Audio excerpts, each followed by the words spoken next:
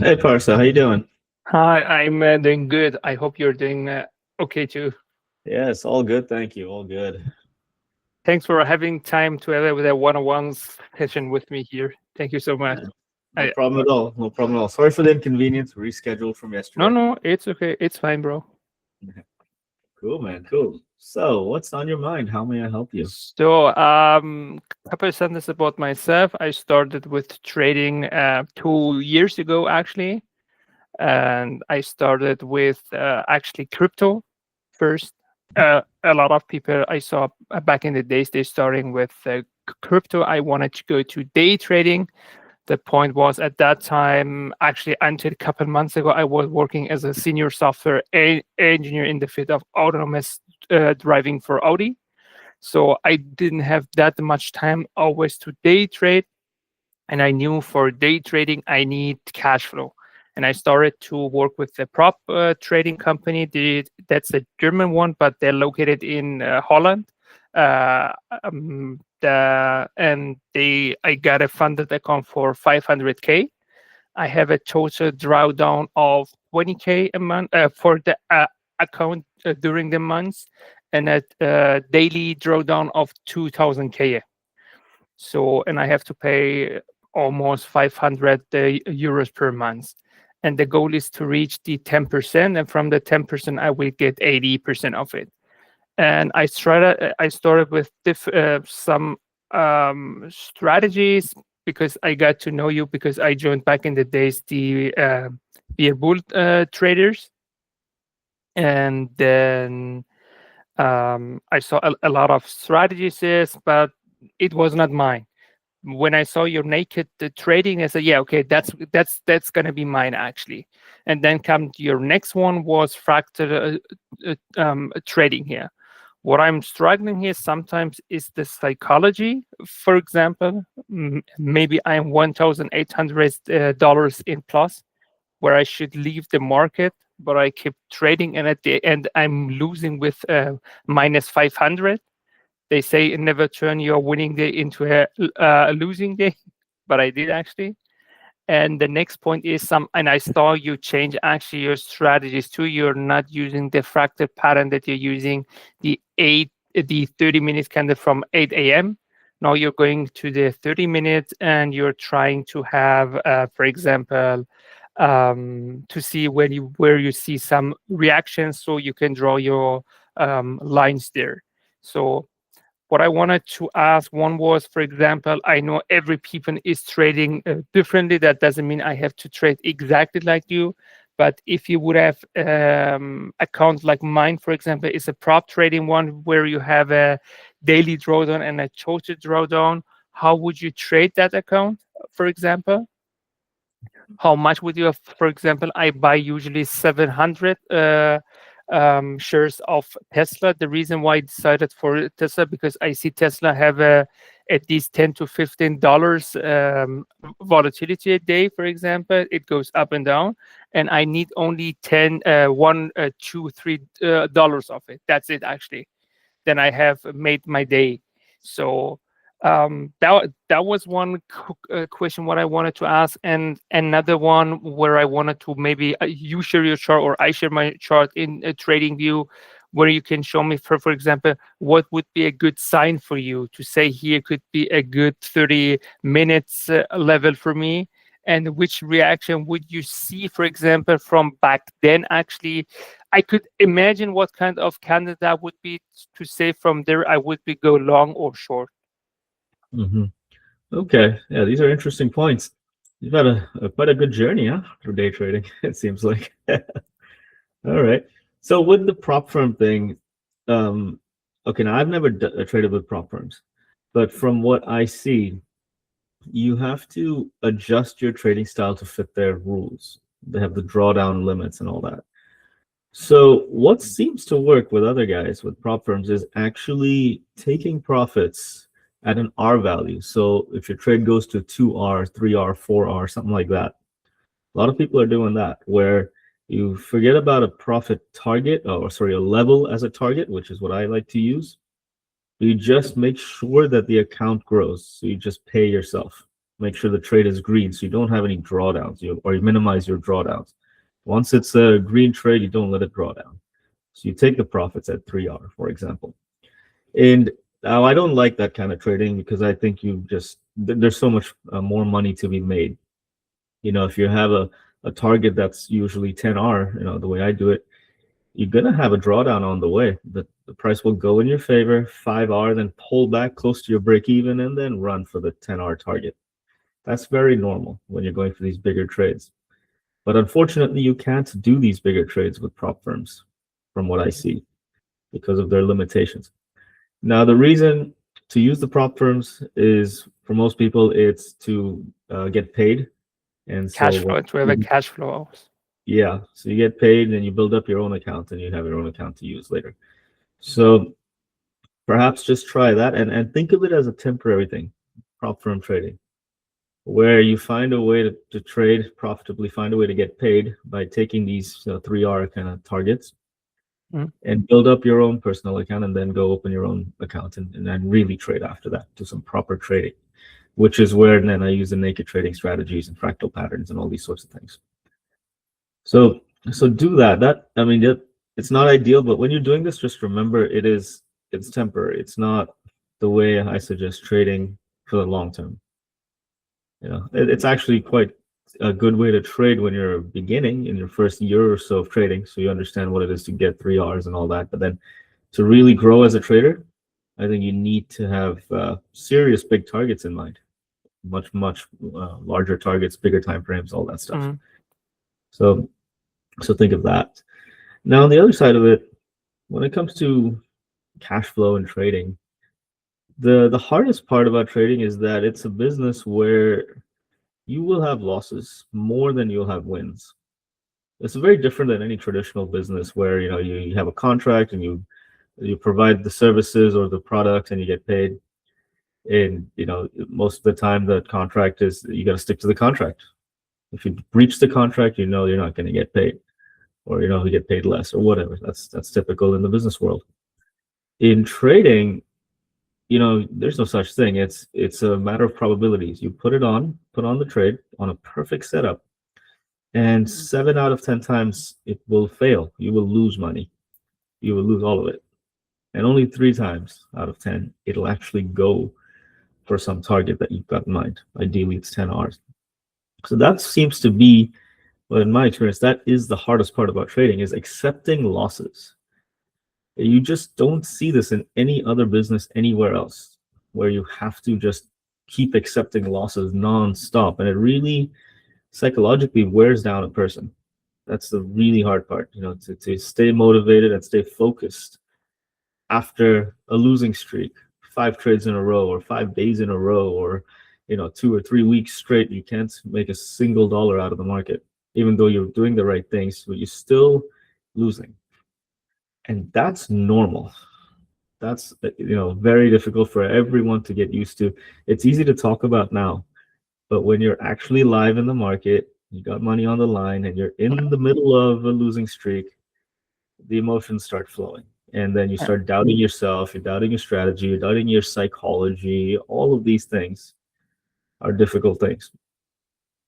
So you gotta constantly reinforce to your mind, reinforce to yourself in your mind that you gotta become a really good loser.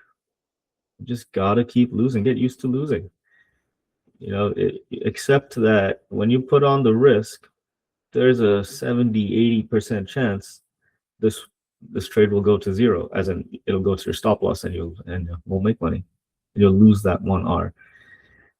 That's really important. And the one little trick I like to do for that is I accept that I don't know what the market's going to do. I have no clue.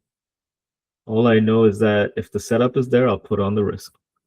And after I put on the risk, I put on the entry and the stop loss, I don't know what the market's going to do. It's 50-50 after that. Is it going to stop out? Is it going to go to the target? Is it going to go halfway to the target? I have no clue. All I like to do is put on the stop loss and put on the target orders and just let it do what it has to do. You cannot control it. The market doesn't owe you anything. And you can't control the market. You just can't. No matter how perfect your setup is, no matter you waited for that thing for a whole month and then you put it on because it took that long to set up, and it still stops you out. Okay. 'Cause you don't know well, the truth is perfect setups fail all the time. All the time. So, only take perfect setups and then accept that only 30% of them will work. So you see, And it's psychologically, it's a difficult business in that sense. one Mhm. things that I said to myself, actually, I would only trade signals where I see, for example, where I anticipate, for example, a target which is at least 1 to 3.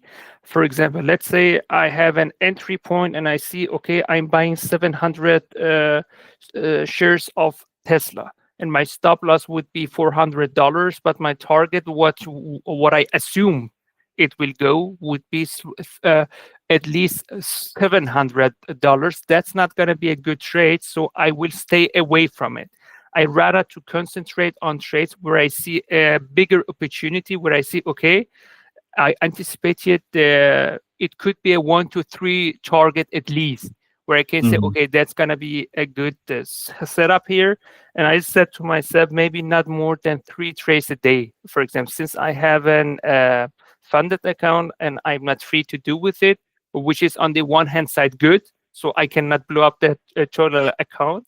But on the other hand side is my hands are tied. Actually, I have to be very careful how I trade there. But I see other traders there as well, and I talk to them, and they told me, Parsa, for example, I did 3 4K, and they said, Parsa, you're doing too much. Actually, the point is your psychological point. You have just to accept when you do one one 1K or 1.5K a day and come out, for example, the next day it's gonna be another day as well. But the problem with that was because I have to reach 10% of the account size so I can get paid actually. So that's the reason sometimes I get greedy, for example, or what I'm struggling, for example, because we came up, a friend of mine and myself, that, for example, we used first try your fractal pattern actually from 8 to 8:30. And I wrote one day to you and I said, Avi, I have a problem here. It was in summer, a couple of months ago. I was not in your community yet. And I asked you, the problem that I have here is the 8:80:30 candle is too small, for example. And you said to me, even you sent me a voice message via Instagram that you haven't even for 1.5 months trade spy for yourself because of that, for example. Then we came up with something else we could use, because the first 15 minutes dictates the price. We can use the first 15 minutes candle of Tesla from the previous day, so we have the high and low, and the same step goes up and down. It was actually really good, actually.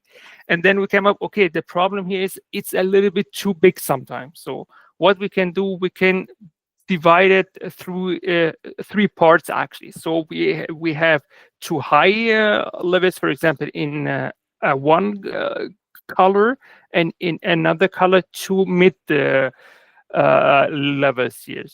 But I come across your videos again that you have updated your trading style, for example, that you do not go, for example, just by 8 to 8:30. You go through the 30-minute charts and you use to draw lines. Some could be near to each other, some could be far away, for example. And from there, where you see an opportunity that you see, for example, it's a retest, for example, or a pullback on whatever, and from there you could take along. My question was, for example, long story short, uh, could you provide me with some example, for example, here? What could be in 30 minutes charts, for example, some candles or some reactions that I see that could be a good level there, because sometimes there are 2 3, they're next to each other. On the Mhm. one hand side, I don't want to miss out if I took the wrong one, because it's too close or too far. But on the other hand side, if I take all 3 of it, the problem I am gonna have is they're too tied to each other. So Yeah. I'm not gonna know where can I take the entry there. Okay. Yeah, I get it. So you're talking about trading Tesla, right? You're trading these Yes, equities. for Okay. example. So what would make it really easy is just to use the daily levels, the previous day's highs and lows. You have four levels. You have high, low, open, close. So just go with high, low, and close. Those are simple. And just the previous day and 2 days previous as well. So you'll have a whole lot of levels right there. That means, for example, if today is Tuesday, I have to take from Thursday and Friday. No, you take yes, the market was closed yesterday, so yes, the 2 previous trading days. High, low, close, and the open as well, or just those 3? The open, I think, only use the open of today's action, which you will get right as the price opens. Now, the opening price is interesting. I like to use it. It's not very popular, but I find it very effective, especially if you're trading in the first 30 minutes. You'll see the 1-minute chart usually respect that quite often. So I like to use that from today's activity. As soon as the market opens, the level's there.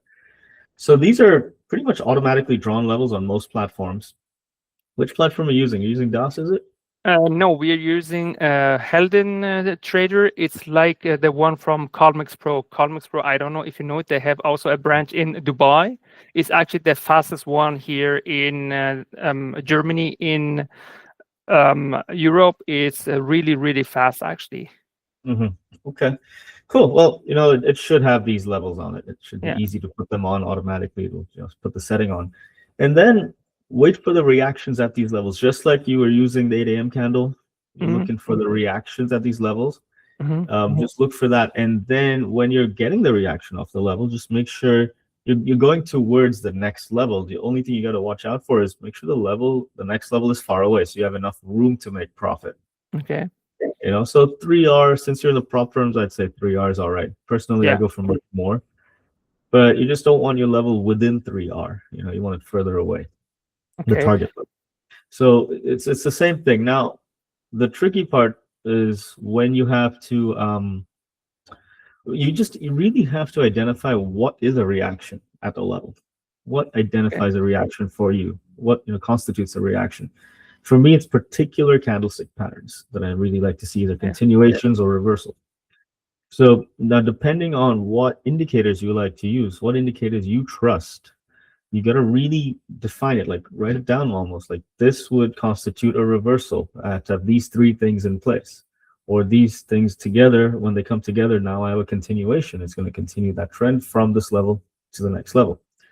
So that's a tricky part. That's where really, I think, again, a lot of people don't pay enough attention, where you truly identify what you are looking for to to take that trade. What are the 4 or 5 things that you need? For me, it's usually a 5 or 6 candle pattern. It takes 5 or 6 candles for the pattern to come together exactly how I like to see it, in the right place at the level.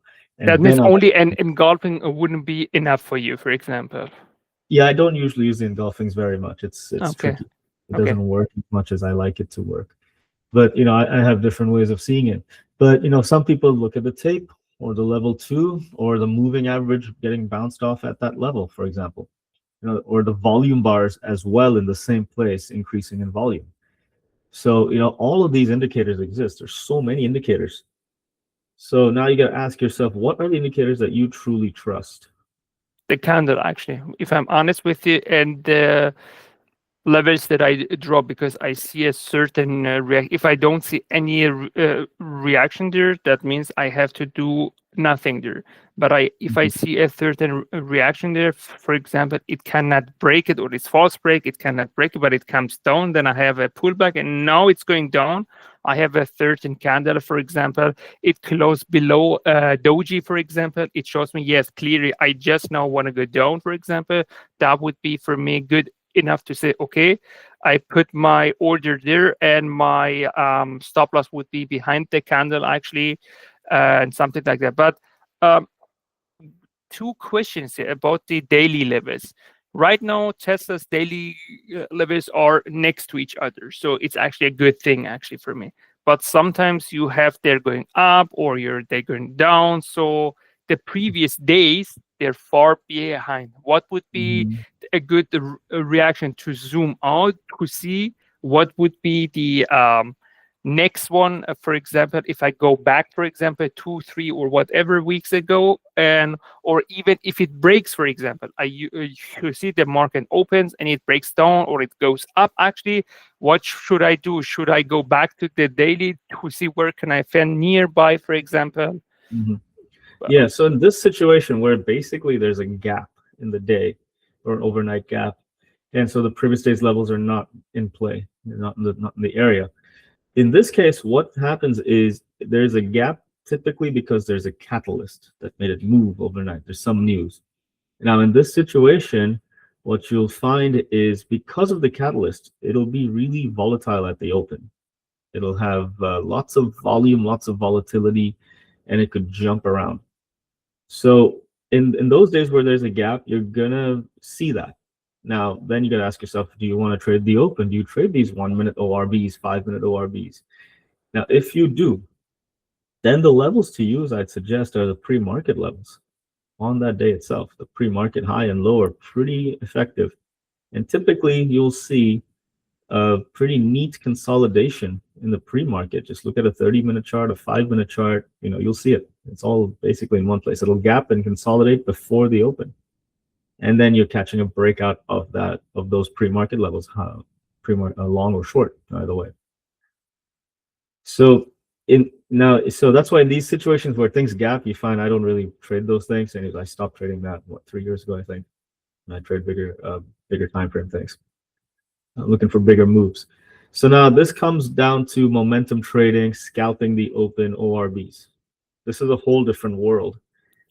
I'm So trying now not you to gotta trade in the first 15 minutes because it's too volatile there. For example, if I look at the chart, 1 minute chart or 5 minute chart, especially the 1 minute chart, because Tesla, I can only trade between from German time. It's gonna be in the market time. So the 5 minute could be, I could get a good signal there if two, for example, if I missed one from the 1 minute chart, because as I saw it here, for example, the signals that I get from the 5 minute chart, the 1 minute chart give me a couple minutes before the right signals. That means if I was already in the trade, that could be, hey, I'm in on a good way, for example.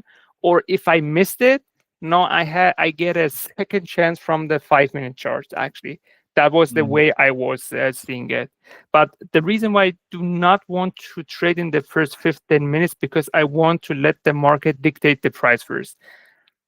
If I look, for example, the first 15 minutes of Friday, it was really choppy. Goes up, ups, down. And if I go there, for example, any position, I have to put a stop loss. It will probably get hit because it's so volatile, up, down, that I cannot do there anything. I wanted to see slower moves, actually.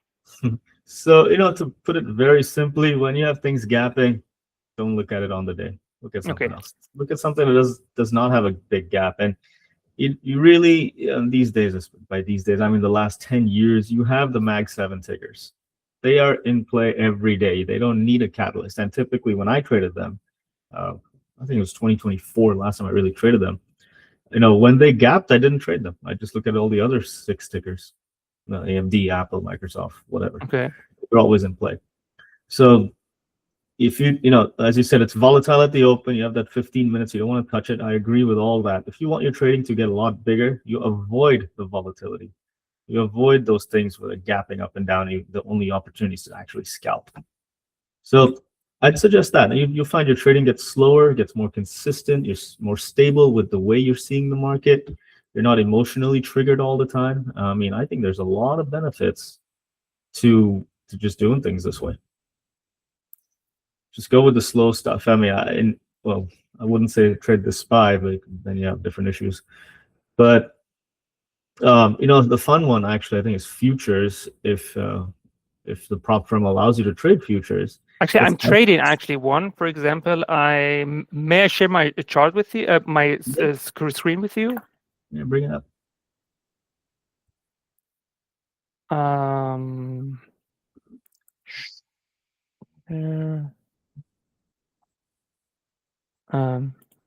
Yes.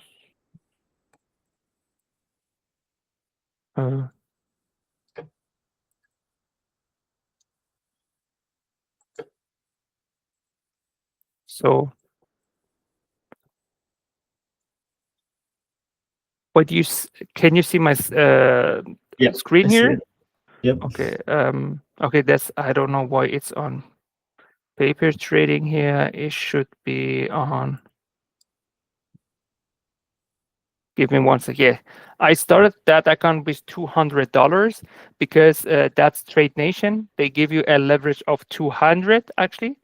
I started with $200. Now I'm by $305 after 1 week actually. Actually, I Okay. would say that's a good move actually for me. The way I trade that one here, I try to do that more in 5 minutes than 1 minute here because it's almost 24-hour market actually. If you go from Monday to Friday, and Mm. it's a very high price. What I trade here, what you see here, the only indicator that I use here is the SSL hybrid here, because it's like a magnet here. The only strategy that I use and it's working here, I'm using the 3 candle pattern here. What you see Mhm. here, if I have a move here down, I want to see 2 things actually. The first thing that I want to see is sweep actually. That means the shadow of the second candle should be lower than the of the first candle. And the second thing that I want to see, that now the green candle, which is white here in my chart, should be closing above the high of the second candle here. That gives Mhm. me a sign you can go up. The other ways around could be okay. Okay, it's not here. I don't have a one. For example, could be that one. It's a little bit too weak and too close here. That I see it other ways around here. That one sweep that one here, and this candle is closing below the low of that one here. That gives me a clear signal that you can go down here. I tried that actually with Tesla in 5 minutes. It's hard, but with 1 minute it's working. For example, that could be a very good signal, for example. And with the future, I'm doing that, and it's working good actually. I had Mhm. more wins that, I mean, it's only 1 week, but I turned $200 in 300. That means that's a growth of 50% here. That's actually a good thing, I would say. Yeah, yeah. That's interesting. So obviously you have it really well defined, as in the entry, the criteria that you like. So Yes. that's a good sign already. It's not this, obviously it's By the not way, what you I have would. the 3 candle pattern here as well in Yeah, 1 minute. yeah. Now the only thing about this particular setup that I think you want to just be careful of is make sure it's happening at a key level. Okay. Like we were talking about using previous days levels. If this pattern happens at one of those levels, okay. Because especially on a 1 minute chart, if you're looking for a 3 candle pattern like this, you'll see it every 5 minutes. Yes, that's the You know, and reason then I using the 5 minutes. yeah, and even a 5 minute honestly is quite a small time frame. So if you have a level to go off or some place on the chart where you should see the pattern, that makes sense. So in your case, it might be a moving average. If this pattern happens at the moving average in the direction of the trend that's already established, that could be something to work with. The point is Which you moving don't want average to. would you, for example, encourage if just out of I don't use any. curiosity? Okay, I don't Mhm. use any as well, but it could be a level 2 question here. If you would use levels here, for example, for that is US Tech 100. That means that's Nasdaq 100 here. They call it a US Tech 100. If you use let's say like your 30 minutes level here, would you go to weekly, daily, or 1 hour chart? Which would be a good fit, for example, something like that, a future like that? For levels on futures, you know what? That's a tricky one. On futures, I haven't discovered levels that I like to use. What I would do instead is go on the 30 and identify levels manually. So put your own levels in, and the best levels are the ones that flip to their orientation. So it was support, now it's turned into resistance, or it's resistance and it's turned into support. Just looking back on a 30-minute chart, and you're seeing that this particular level is always being respected, as in it flips its orientation. That's a good one. You don't really get too many levels. Now it is tricky because it becomes subjective, so you want to be a little bit careful with that on futures. The other way to do it with futures is just do it as a day trading perspective. Just use the previous day's levels and don't trade these futures until the New York Open. Yes. So again, it's the same method as if you were trading equities, like we just talked about. So you can use that. I think that'll make it simple. You don't have to go create new things or find new things. I'm in the process now of finding a new way of doing these futures markets when the markets close. So, but this is a different experiment. So keep it simple. You can use futures. That's fine. They're very leveraged, of course. Be careful with that. And you can use the same levels we discussed: previous day's high, low, close, all that. Or something else that I also like to use is, for example, if you see here, it's going down like a stairs here, and it's next to that. And then when it starts to move to the right, then you have a sideways move here, and it starts to go up. That gives me the signal here, it will go up, for example. That could be a signal for me to take long. And where I go out, actually, or where I could know I can go down, it's something like that. If I have a move that goes straight up, and I see a candle here where you have the shadow is bigger than the body itself, that could be means it's an exhaustion. So no, they're good. Could be actually. So what I would do here, for example, I would say for example, with the closing here, I would, for example, start here. My stop loss could be somewhere here, and my target would be halfway the way actually. And if I go and I see here, okay, I had something here. What you were talking, for example, about. It's only 1 minute here. I would like to see it in 5 minutes, actually. But what I was see here, that could be a good trade because it's, I don't know, I'm risking 1 hour to get, I don't know, 4 or 5 or more here. That means if I get only 1 right, actually, and 3 wrong, I'm still doing some good money here, actually. That was something that you were talking in your videos as well, I think. Yeah, definitely. You want RVR. And again, this is the advantage of the 1 minute chart. When you do get into a situation, a setup, a trade, you put on risk, you can actually get a very tight entry, as in the stop is close by and the RVR increases. That's the only reason I like to use the 1 minute chart. And I think it's a good thing. So, but again, you'll also get a lot of fake outs. You'll see a lot of setups on a 1 minute chart, or even the 5. It's full of shit, as you said yourself. Exactly. One last question that I had is, for example, would you say is the 30 minutes level that you're using yourself, for example, working on Tesla as well, or would you say go to the previous day to see on 30-minute chart to find some levels here, or would you say no, I would rather stick to the daily high and low close, or if there is a gap, go to another, for example, stocks where you don't have a gap, like AMD, Apple, and whatever, for example, or at least use the pre-market levels high and low, or would you say no, there is possible to get from 30 minutes level Tesla levels as well? You see, you can get 30-minute levels without a problem. You can use either 30-minute or the daily levels. The difference is that using the 30-minute levels is you got to put them on yourself. So it becomes subjective. This means when you're not perfectly in the right place, you're not feeling good, or you're in a losing streak, your psychology is not in the right place, you could just put levels anywhere on the chart just because you want to take a trade. This is the downside of it. This is where you want to be really, really careful. That's why there's this whole thing of automatic levels, which are those daily levels. They are there. They cannot be adjusted. They cannot be changed. No matter what your mood is, you're in a losing streak, you want to overtrade, revenge trade, you can't move the levels. They're there. They're right where they are. That's the big difference. And also, of course, the other side of it is how experienced are you with finding levels? Do you trust your own ability to put accurate levels there? The point is here, for example, look here, for example. Okay, I was looking here, for example, for that day. When I was looking at the 30-minute chart, then I saw the highs here and the low here. They somehow defined a level here. So that could be something here. And when I went up, that was the first 30 minutes of the when the market opened here. That could be something as well, because I see some reactions here, from here after market, pre-market. I see some reactions there as well. That could be a good one too, actually. Yeah, this looks good. It was support turned resistance. So exactly what you were talking, actually. Yeah. So that's the way I like to do levels. When I find levels manually, that's exactly how I like to do it. So yeah, you can do it. There's no problem. I did this for years through 23 and 2024. I was using these levels, 30-minute chart, just put on the levels and take trades off of those levels with options at the time.